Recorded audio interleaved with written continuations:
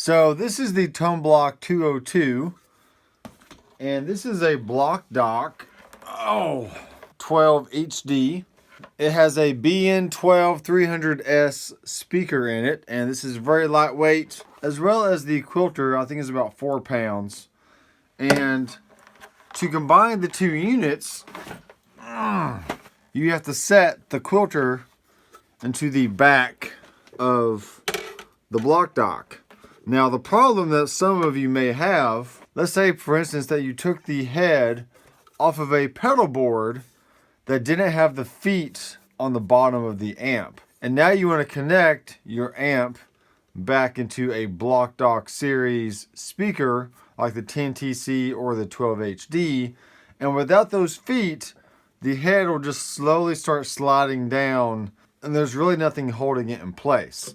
So that's why you need the feet. So in this video, I'm going to show you how to reattach the feet to the bottom of your Block series head, and then show you how to attach it to a Blockdock series cab. So here's the bottom of the head, and you can see that we have some screws inserted here. So this is the bag of feet that I just had to order to put on the bottom of this head. And it does come with its own screws, but we can reuse the screws on the bottom here as well. It really doesn't matter. So let's go ahead and open this up. And we'll go ahead and attach the feet to the front two right now. And then we can attach the feet to the back two here in a second. So here's my screwdriver, and we're just gonna start unscrewing. Okay, like so. And now we're gonna fit the screw down into the thread. Maybe push it through a little bit with the screwdriver. And then just reattach it. Alright, and we'll do the same thing on the other side.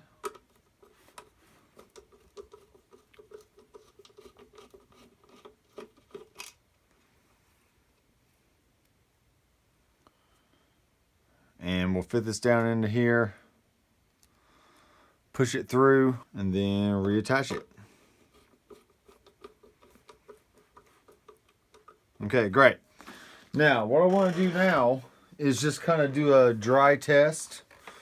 So let's get the Blockdock down on here. And you can see that there's a back panel that is held on by 2 thumb screws. So we're just going to take that off. Okay, and that just slides off like that. Let me flip this around here. All right, so there is 2 holes on the top. Then there's a small hole and a small hole. So what happens is when you put the head down into the cab, those front 2 feet kind of fit in that first little slot. And then the back feet are meant to go into the holes down here. So what we're gonna do is go ahead and take the other 2 feet and get them out of the bag like so. And we'll take out the left screw and then insert that into the foot. Push it through and then reconnect it. Cool. And we'll do the same thing to the other side. Reconnect it. Alright, so now, when we put this amp down in the hole, the back feet are going to fit into these 2 holes I showed you earlier. And this will keep the head in place. And then the back plate is there to make sure it just stays down. So we'll take our thumb screws and we'll reattach it here. There is a little bit of play in this plate back here, but there's foam underneath here that's actually holding down the head, okay?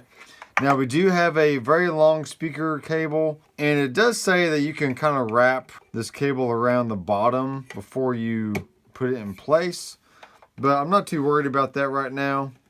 So I'm just gonna go ahead and plug it into the 8 ohm setting, and that leaves plenty of space for the power supply and the XLR direct out. So once you have it all attached, this is what it looks like. So that's how you take the head and the cab and connect them together. And now you have a nice lightweight very loud combo amp that you can take anywhere in the world. The power automatically converts regardless of what kind of plug you're using. And this is reliable and it sounds great. So if you're new to the channel, I do have a Quilter playlist that you can check out. And that goes through all the other Quilter amps that I've owned in the past and that I'm currently using. And be sure to subscribe down below and click that bell so you'll be notified every time I release a video just like this. So thanks guys for watching. I am Dr. McFarland. I will see you in the next video. Keep rocking. Hey, wait a second. Before you go, be sure to check out the description down below. There's a lot of really cool links. And definitely be sure to check out my website, drmcfarlandstudios.com. See ya.